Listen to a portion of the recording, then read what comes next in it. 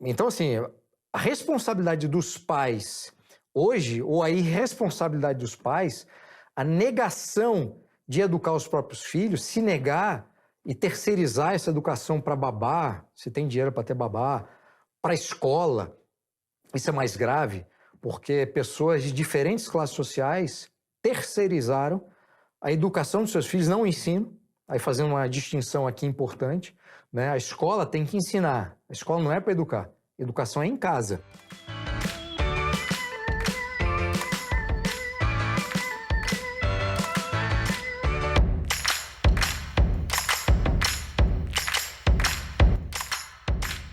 Mas para os jovens, para a vida do jovem, a quantidade de possibilidades que se tem são enormes. Você pode ter acesso ao ídolo seu, que está no Instagram, que está no Twitter, que está no, sei lá, no YouTube, coisa que era impossível. Se eu tivesse um ídolo, seja na música, na literatura, o que é que seja, eu tinha que viajar.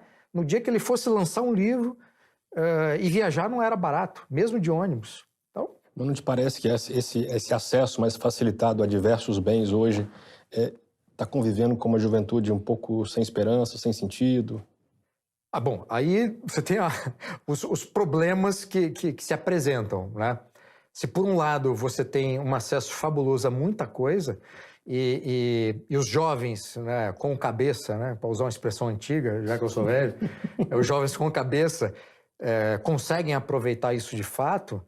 Por outro lado, você tem pais que não educam seus filhos. E aí, como não educam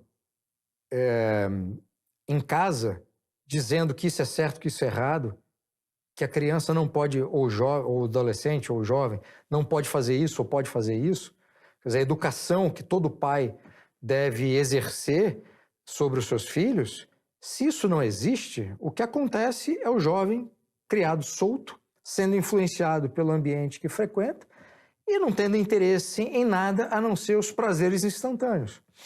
Então, no caso do jogo, por exemplo, que eu apresentei aqui uma dimensão positiva, quer dizer, o problema que se dá do ponto de vista psicológico de jovens que já têm algum tipo de problema e que se isolam dentro do seu quarto e passam o dia inteiro jogando e não têm vida social, é absurdo. Então, você vê, assim, regularmente, psicólogos, psiquiatras falando do problema, da dimensão do problema de crianças e jovens por conta de computador, de jogo.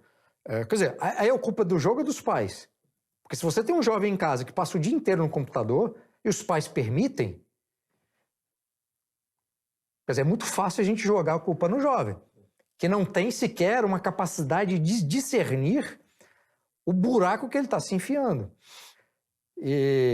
Então, assim, a responsabilidade dos pais hoje, ou a irresponsabilidade dos pais, a negação de educar os próprios filhos, se negar e terceirizar essa educação para babá, se tem dinheiro para ter babá, para a escola, isso é mais grave, porque pessoas de diferentes classes sociais terceirizaram a educação dos seus filhos, não o ensino, aí fazendo uma distinção aqui importante, né? A escola tem que ensinar, a escola não é para educar, educação é em casa.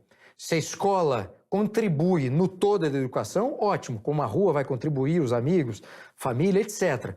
Mas a educação, entendendo a educação como um grande círculo dentro do qual cabe várias coisas, essa educação tem que ser dada pelos pais. Se os pais se negam e terceirizam para a escola, quanto pior a escola, quanto pior o professor, pior essa educação. Se transfere para babá, se transfere para... Enfim, vai assumir o ônus. Se transfere para o computador e para o jogo, assim, acho que todo mundo já ouviu ou já passou por essa experiência de um pai, ou pais, pai e mãe, reclamarem que o filho não lê. Aí você vai na casa dessa pessoa, não tem um livro. Tem um livro. Essa pessoa não lê. Os pais não entendem que a criança imita os hábitos e aquilo que os pais fazem. Muito da educação é por repetição. Observa, já que meu pai e minha mãe estão fazendo isso, eu vou fazer.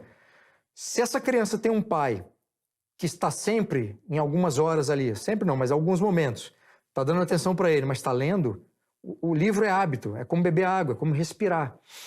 Se não tem isso, aí o pai, não, é culpa da escola. A escola devia fazer com que o meu filho gostasse de ler. E o pai nunca leu um livro na vida.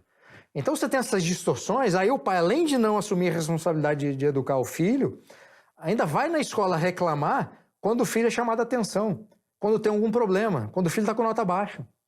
O pai nunca abriu um livro do filho, não acompanhou absolutamente nada.